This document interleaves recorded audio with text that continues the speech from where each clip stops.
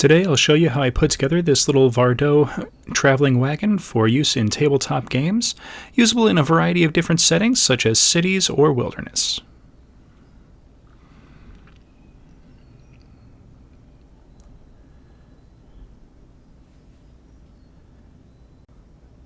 So I'm going to go a little bit different today and use some chipboard as the main component. This is just some pretty simple chipboard. You can get this off of Amazon, and I'm going to cut two strips out of this that are 2.5 inches wide.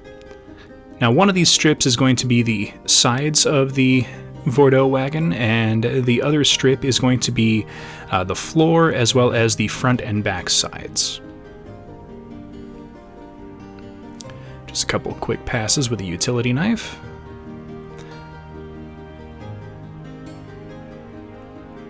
Now this piece I'm going to cut to be 5 inches and 7 inches.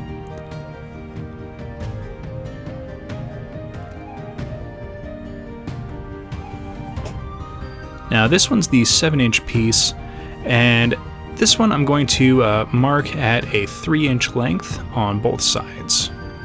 So we're going to have a 3-inch length and then a 1-inch gap. I'm going to use this little lid. I use it as a paint palette most of the time, but it's got this nice little perfectly round edge, and we're going to use that to mark out where our roof ridge line is. Now most of the time when you see these kind of wagons in movies and in images, they've got this nice little curved roof, and that's what I'm trying to recreate. So we've got this section with two curves, and then this little bit in the middle we're going to cut out and not use. Now the nice thing about the chipboard is it's thin enough that you can cut it with a pair of scissors, but it's thick enough that it's not going to bend or break super easily. So for this application it's going to be perfect.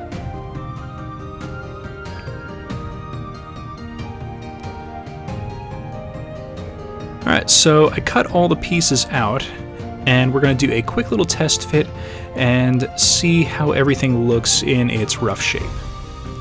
So a little bit of masking tape on one side, and you can see kind of what I'm going for. Now this does look a little boxy, so I want to bring the bottom section in just a little bit. So I'm going to trim a 1/4 inch off at an angle on the bottom of both of the short sides. Alright, so that looks a little bit better. I want a little bit more of a angular appearance, and we're going to add some axles underneath once everything is put together, but this looks a little bit more like an iconic Vardo shape, so that's what we're going to go with. Alright, so now it's time to start assembling the base. Now this is going to be the bottom of the wagon. Now this won't really be visible at all, so we're not going to do a whole lot of extra decoration or anything like that. It's just going to be a simple string of a bunch of craft sticks. Each one of these is cut to a 2-inch length, and we're just gluing them in a row. Now to add just a little bit of decoration and to keep it from bending, we're going to add some support beams. This is going to give the bottom a little bit of an extra visual, but mostly it's there to reinforce everything and keep it sturdy. Okay, now it's time for our long sides. Now these are just going to be pretty simple. We're going to do some coffee stirrer sticks, and these are just getting glued on lengthwise from the bottom up to the top.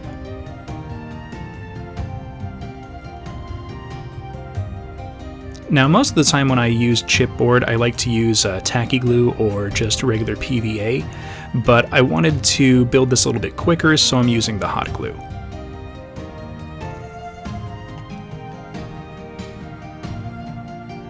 Alright, so now that our side is assembled, we're going to add a little bit of decorative trim.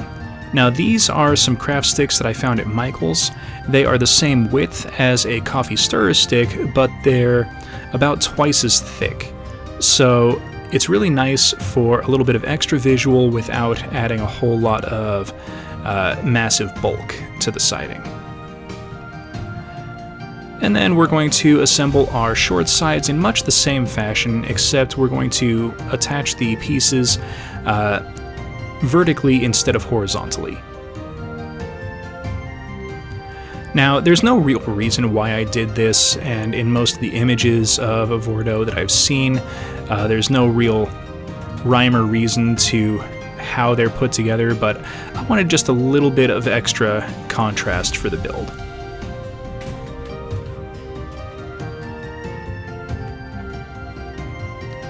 Alright, so now we need to trim all of the excess off of the sides. Now the coffee sticks are pretty simple pieces of wood. They're not really thick, so cutting them with a utility knife is pretty easy. It's a nice little bonus of using them in a craft like this. Alright, there we go. So now we can start assembling everything together. We're going to attach everything with a little bit more hot glue, starting with the short sides. Now, I'm not worried about the seams being seen on this because I'm going to be covering them a little bit in another step or two. The important thing right now is to make sure that all of the pieces are held firmly in place.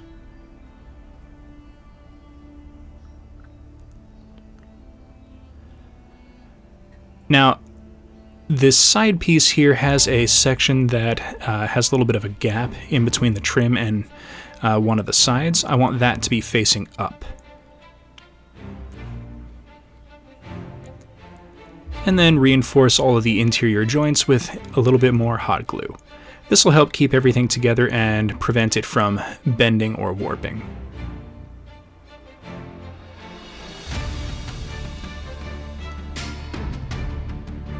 Fit the last side in place, clean away any excess hot glue on the outside, and then reinforce the inside, and then we can move on to the next step. Now we're going to put together the roof. Now the roof section here is 5 inches long, and the wagon itself is 5 inches, but I want the pieces to be about 6 inches in length.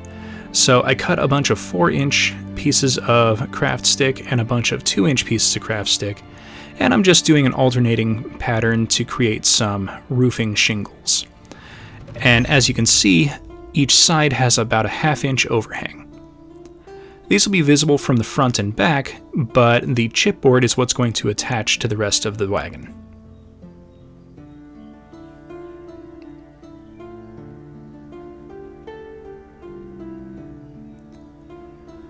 Alright, one final set here. Now I need to trim off this excess piece of the chipboard. Alright, still bends pretty easily. And I was going to make it a rounded edge on the 4 corners, but decided to just do a quick little trim at a 45-degree angle to add a little bit of character to the corners of the roof. And after making sure everything would fit in, I do a little bit of trimming on one corner, and then I can fit the roof into place with a little bit more hot glue. And then to make sure everything's locked in, I reinforce any loose edges.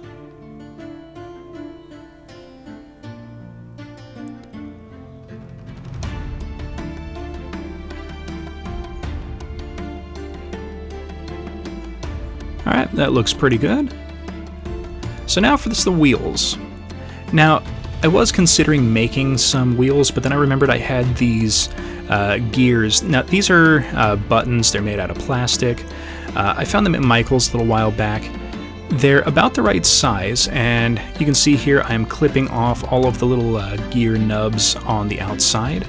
Once I do that, I'll be left with a 5-spoke ring or wheel. And it's about the right size for the wagon, so I went ahead and cut up 3 more, giving me all the wheels that I'm going to need. Alright, so for the axle, I'm going to just use a simple chopstick. This is kind of an oval shape, so it's got one flat side and then a couple of rounded sides. and it fit snugly into position on the wheels. So I'm just going to reinforce that into place with some hot glue, and then coat the outside with a little bit of hot glue to kind of make sure that nothing was going to come loose.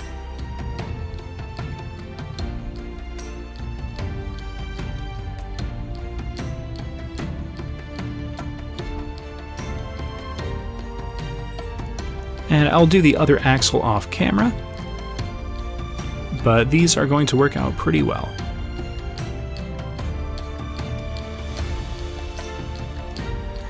So now we're going to attach them to the bottom of the Vardo Wagon, and that's just a simple couple dabs of hot glue, fitting it into place. And there's really nothing to this step, it's just quick, simple, easy, and effective.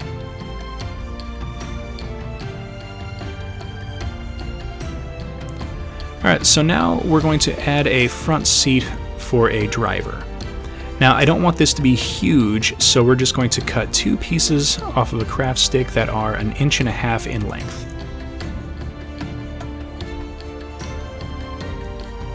Then I'll fit them together with a little bit of hot glue. And then using a couple of scrap pieces of the thicker craft stick, I'm going to fit them on the bottom to kind of give the appearance of a support beam. Now I'm going to trim these to be a little bit longer than the bench seat because I want them to be a little bit visible. Just to add a little bit of extra something for that front seat.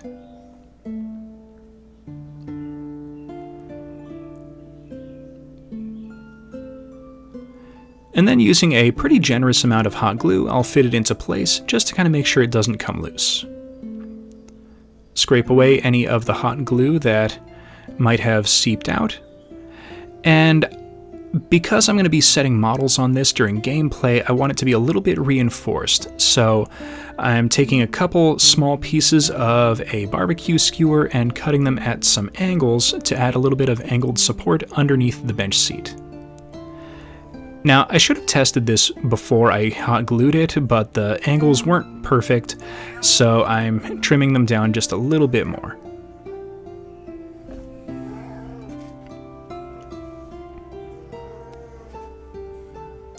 Now, most of the time I do supports like this just for the visual effect, but in this case they are actual structural supports to kind of help hold the entire build together. And a little bit of hot glue to sit them in place, and the bench seat will be pretty well reinforced. Alright, so now that that's done, it's time to take it outside, give it a base coat, and then we can get painting. So for the base coat, I use the same Krylon flat brown spray paint that I've been using. And then we can do a pretty hefty overbrush with some raw sienna to give it that nice kind of wood timber appearance.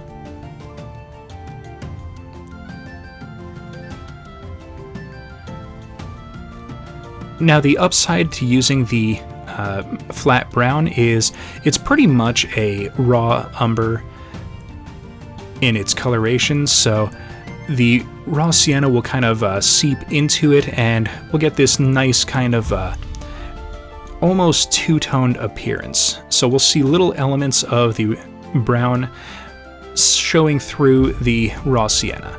So it kind of gives us a little bit of shading and a little bit of shadow effect without us having to do a whole lot of extra. So now for the roof, I'm going to use a little bit of primary red to add a little bit of color to the piece. This also kind of helps fit in with what most Vardos have in their appearance. A lot of them are brightly colored in some fashion with some colored trim and just some extra embellishments. So here I'm also going to paint the trim that we attached earlier in the primary red, and this will just add a little bit of extra flair.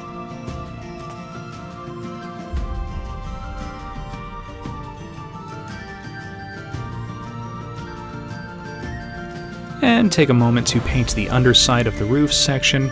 Not that anyone's going to really see it, but little details kind of make nice projects.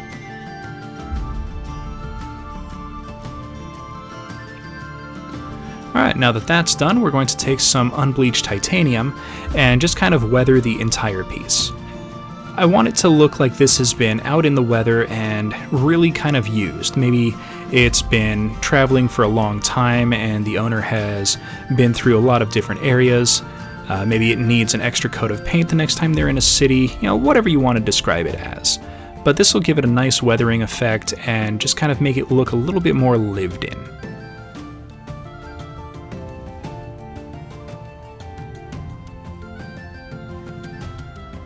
Now for the wheels, I'm going to stipple on some silver from Artist Loft.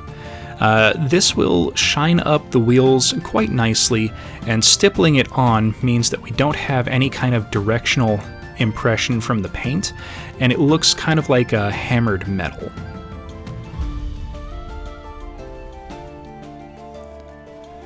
Alright, now once that dries, I'm going to dry brush on some metallic bronze, and I'm doing a couple of different coats with the dry brush, just to kind of give that kind of bronzy impression, but still have it predominantly be silver.